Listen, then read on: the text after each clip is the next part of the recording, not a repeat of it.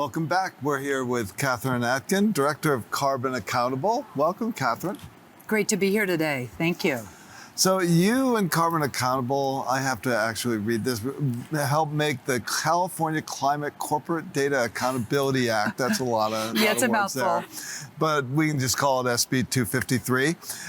You made that, help make that a reality. So tell us, what's involved in that? And how did you help make that happen? Well, thank you so much. It's great to be here today. It's been super exciting to kind of see people like myself, sort of a enabling environment catalyst, come together with the private sector to think about how to really, make our impact much bigger than it has been. And I think the little part that I got the chance to work on was to develop the bill idea to make California the first in the nation requirement for mandatory full scope reporting for the largest U.S. companies. So really for me as an attorney and a person who looked at the environment, the climate data policy landscape, I saw that we were really missing the sort of mandatory full scope disclosure that was going to give us that carbon data we needed to really unlock the climate economy, to scale up the deployment of climate solutions. So had the opportunity to just do what you do in a democracy, which is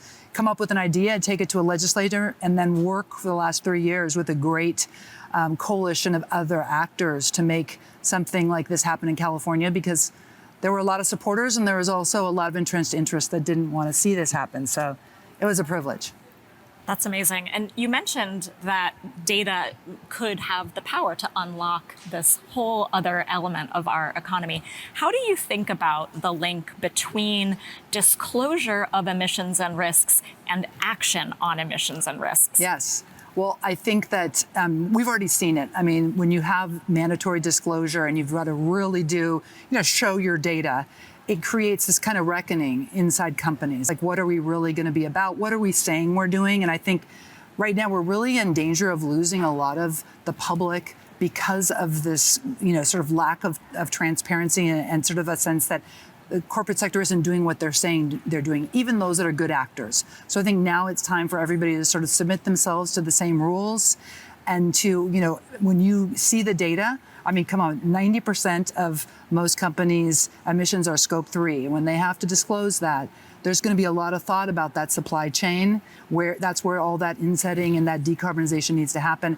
I also am excited to see the private finance world and climate tech really realize that without that enabling environment, we're not going to deploy these solutions. So those companies that maybe took a pass on you initially with that great idea, I think are going to be much more willing to sit down and think about, well, we're going to start having to show the supply chain and how do we create some quick wins and then continue to see some declines.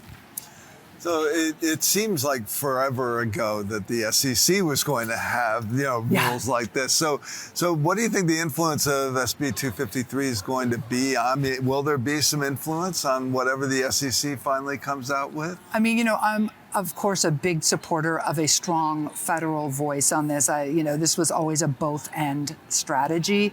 And I think that I'm hopeful that the SEC will come out with a strong rule. We know that the political winds are it's difficult right now. And so I wish them the best, but I also think it's time for all of us to take responsibility for the part we can play. And California has such a long history, low carbon fuel standards, cap and trade.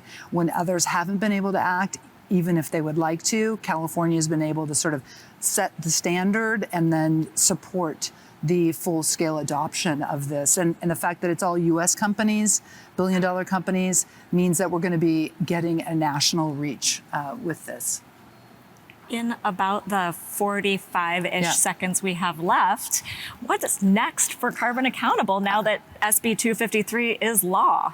It has been amazing to just have this opportunity also to see a lot more people thinking about policy.